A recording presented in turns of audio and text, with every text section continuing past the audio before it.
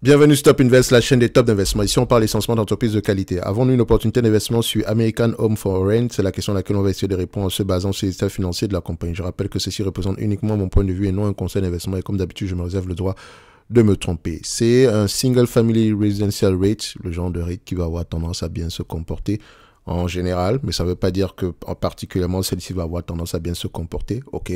Donc, c'est-à-dire ici qu'on aura tendance à avoir typiquement sur ce type d'entreprise des 17 à 20 fois les AFFO par là. Donc, il faut faire attention, je l'ai montré tantôt tout à l'heure, que les cap rates également fluctuent et ça dépend également d'autres éléments ici qui n'apparaissent pas sur la partie quantitative. Donc, il faut aller lire les rapports financiers, ok? Il faut regarder le positionnement de la dette, etc. Donc, maintenant, nous avons une rate ici qui a tendance à s'échanger aux alentours d'une vingtaine de fois les bénéfices. Je ne paye pas plus de 20 fois les bénéfices pour ça, d'accord? Surtout avec un 10 ans après de 5% ici aujourd'hui et une croissance ici attendue de log de 6% par là. C'est 20 fois les bénéfices, grand max. Donc, idéalement, à 20 fois les bénéfices, pas plus que 33 $ à l'action, ok, pas plus que 33 $ à l'action, et ça c'est avant, ça c'est sans prendre en considération la dette. Maintenant, si on prend en considération la dette nette ici en date d'aujourd'hui, on va regarder ça au niveau de FundGraph.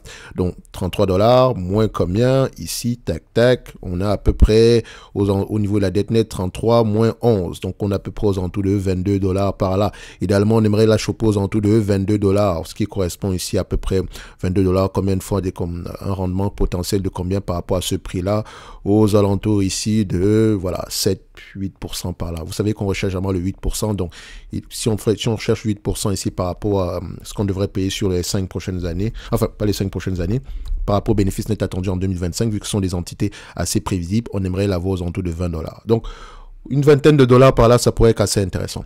Ok, donc maintenant, aujourd'hui, si je l'achète à 35 $ pour pouvoir bénéficier ici, c'est une entreprise qui peut me reverser à peu près 1,65 $ d'ici 2025 si elle me distribue la totalité des AFFO. C'est un exemple que je prends, ça ne veut pas dire que c'est ça qu'elle va faire ici. Donc ici, ça représente à peu près 4,7% de rendement, ce qui me paraît ici pas du tout exceptionnel.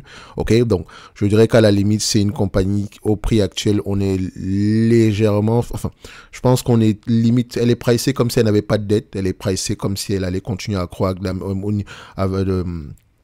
comme si elle allait avoir le même volume de croissance pour les années à venir. Donc, pourtant, on sait que le volume de croissance va avoir tendance à ralentir, mais elle est bien positionnée parce que c'est un type de rate ici qui ajuste ici le prix des loyers à l'inflation, d'accord? Donc, c'est le type de rate qui aura tendance à bien se comporter à court terme parce que les contrats de location, généralement, sont signés sur 1 an uniquement, ok? Mais également, les coûts peuvent augmenter parce que c'est dépendamment de leur type de contrat ici. Donc, c'est une rate ici aux alentours de 20 $, ça pourrait être intéressant. Le dividende en lui-même, bof, 2%, il y a de grandes chances qu'il continue à croître, qu'il est en dessous de 80% ici des AFFO, donc pourquoi pas. Mais bon, quand je dis pourquoi pas, je pense qu'il y a mieux que ça sur le marché, mais c'est une entreprise qui mérite d'avoir une place dans n'importe quel watch, surtout pour ceux qui s'intéressent sur les rates ici, pourquoi pas. On ne sait jamais jusqu'à quel point ça pourrait descendre ici, mais comme je l'ai dit tantôt, si on vient nous chercher aux alentours d'une vingtaine de dollars ici, pourquoi pas.